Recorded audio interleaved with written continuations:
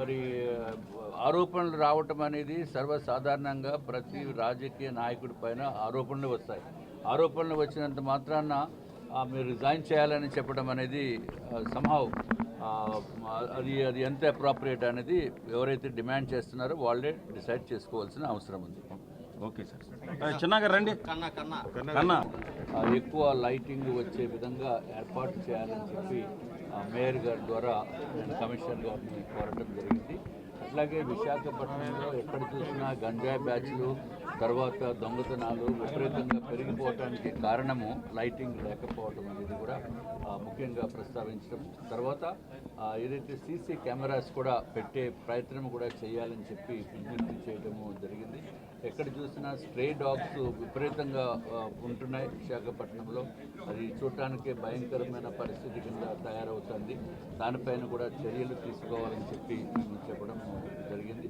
ఇది ఒకటే కాకుండా ఏదైతే మన కమ్యూనిటీ హాల్స్, ప్రజలకి ఉపయోగపడే కమ్యూనిటీ హాల్స్ని గ్రామ సచివాలయాల కింద మార్చేశారు.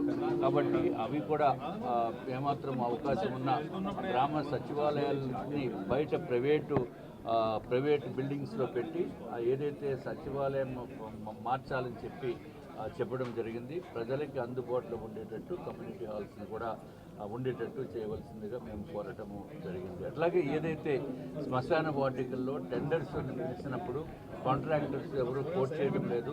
ఆ సింగిల్ టెండర్ వచ్చినప్పుడు ఈ అధికారులకి సింగిల్ టెండర్ యాక్సెప్ట్ చేసే పద్ధతి లేదు. కాబట్టి మళ్ళీ రెండోసారి మూడోసారి టెండర్ పిలిచినప్పటికీ కూడా సింగిల్ టెండర్సే వస్తున్నాయి.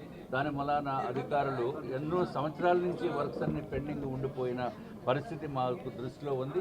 కాబట్టి నేను అధికారులను రిక్వెస్ట్ చేసింది ఏంటంటే సెకండ్ టైం కూడా సింగిల్ టెండరే వచ్చి విత్ ఇన్ ది నార్మ్స్ ప్రకారము +5% కంటే తక్కువ కనుక ఉంటే తప్పనిసరిగా ఆ టెండర్ని యాక్సెప్ట్ చేసే విధంగా చూడాలని కోరటం జరిగింది. ఇది ఒకటే కాకుండా కొండవాళ్ళు ప్రాంతంలో ఉన్న వర్క్స్ టెండర్స్ ఎవరో కోట్ చేయటం లేదు. ఎందుకంటే కొండల పైన కూడా ఒకే రేట్ ఇస్తున్నారు, కింద కూడా మైదాన ప్రాంతంలో కూడా ఒకే రేటు ఉన్న వలన వైబిలిటీ లేని ప్రకారము ఎవరు టెండర్స్ వేయకుండా ఉండిపోయే పరిస్థితి ఉంది విశాఖ నార్త్ నియోజకవర్గంలో ముఖ్యంగా. కాబట్టి దేనికైతే టెండర్స్ని పిలిచినప్పుడు రేట్లు పెంచి ఇవ్వాల్సిన బాధ్యత ఉంది అని చెప్పి అధికారులకి తెలియచేయటం జరిగింది. సార్, ఇప్పుడు మెయిన్ రాజీనామా చేయమని డిమాండ్ వచ్చింది. జీవీఎంసీ కౌన్సిల్ సమావేశంలో ప్రధానంగా మాట్లాడడం జరిగింది. ఒకటి, పారిశుద్ధ్య కార్మికులకు గతంలో ఇన్కమ్ ట్యాక్స్ కట్ చేసినప్పుడు ఆ ఇన్కమ్ ట్యాక్స్ డబ్బులు రిటర్న్స్ కూడా వచ్చినప్పుడు ఆ ఇన్కమ్ ట్యాక్స్ డబ్బుల్ని ఈ ఎస్ఎల్ఎఫ్లు ఎవరైతే ఉన్నారో వారు వాళ్ళ సొంత అకౌంట్లో సొంత ఖర్చులకి సొంత జలసాలకి వాడుకున్నారు. అది 2020 నుంచి 20, 21, 22 3 సంవత్సరాల సుమారు 5 కోట్ల రూపాయలు వాళ్ళకు వస్తే వాళ్ళు ఈ కార్మికులకు ఇవ్వకుండా వాళ్ళు సొంతంగా వాడుకున్నారు. దాని మీద కంప్లైంట్ల ప్రకారం ఆధారాలతో సహా పెట్టడం జరిగింది. దాని మీద కమిషనర్ గారు 8 జూన్లో ఎంక్వైరీ చేస్తామని చెప్పారు. రెండోది ప్రధానంగా ఏంటంటే మన జీవీఎంసీలో పి నాగరాజు గారు DCM ఒక ఉద్యోగి, ఆయన మీద సుమారు 5 కోట్ల రూపాయల అవినీతి ఆరోపణలు వచ్చాయి. ఆ అవినీతి ఆరోపణలు చేసింది ఎవరో కాదు, గతంలో వైఎస్ఆర్సీపీ పార్టీ నగర కమిటీ 9వ నెలలో 23వ సంవత్సరంలో కంప్లైంట్ చేయడం జరిగింది. దాని మీద వై శ్రీలక్ష్మి గారికి కంప్లైంట్ చేయడం జరిగింది, మున్సిపల్ అడ్మినిస్ట్రేషన్ వారికి. వాళ్ళు వెంటనే అక్కడ నుంచి దీని మీద పూర్తి డీటెయిల్స్ ఎంక్వైరీ చేయమని చెప్పేసి తారీఖు 21వ తారీఖుని 9వ నెల డీటెయిల్స్ ఎంక్వైరీ చేయమని చెప్పి పంపించడం జరిగింది. దాని మీద సంవత్సరం గడుస్తున్న గత 23/9కి చెబితే ఈ రోజు వరకు ఎంక్వైరీ చేశారు చేయలేదు అన్నది పక్కన అని దాని మీద పూర్తి వివరాలు అడిగితే వాళ్ళు చెప్పలేకపోయారు. దీనిలో ప్రధానంగా మేయర్ గారిని రాజీనామా చేయమని చెప్పడం గల కారణం ఏంటంటే ఇందులో ఈ ప్రస్తావనలు ఈ కంప్లైంట్లో 2 సార్లు సుమారు మేయర్ గారికి 20 లక్షల రూపాయలు ఈ ఎంక్వైరీ జరగకుండా ఆయన మీద చర్యలు తీసుకోకుండా ఉండడానికి 20 లక్షల రూపాయలు ఇచ్చినట్టుగా ఇందులో అభియోగాలు రాశారు.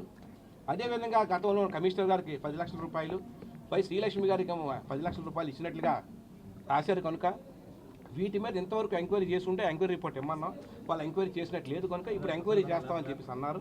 ఎంక్వైరీ చేసేటప్పుడు ఎవరైతే అభియోగం మోపు ఉందో ఆ వ్యక్తి ఇప్పుడు మేయర్ స్థానంలో ఉన్నారు. కనుక మేయర్ స్థానంలో ఉంటుండగా ఎంక్వైరీ చేస్తే అది నిష్పక్షపాతంగా ఎంక్వైరీ జరగదని ఉద్దేశంతో ఆ పదవి నుంచి ఆవిడ రాజీనామా చేసి నిక్షేపాతంగా ఎంక్వైరీ చేయాలనుకుంటే ఆవిడ రాజీనామా చేసి తొలగి ఆవిడ ఎంక్వైరీ కూడా ఎంక్వైరీ నిరూపించుకుని తర్వాత మళ్ళీ ఆవిడ తన స్థానాన్ని పొందవలసిందిగా మేము కోరున్నాం. ఎందుకంటే ఎవరి మీద అభియోగం వచ్చిందో ఆవిడ విశాఖపట్నం గ్రేటర్ విశాఖ ప్రథమ పౌరురాలు ఉంటుండగా ఆయన మీద ఎంక్వైరీ చేస్తే అది సక్రమంగా జరగదని ఉద్దేశంతో ఆవిడ రాజీనామా చేసి ఆవిడ నిజాయితీ నిరూపించుకున్న తర్వాత మళ్ళీ కావస్తే ఆవిడ మేయర్గా సేవలు అందించని చెప్పేసి మేము కోరుకున్నాం.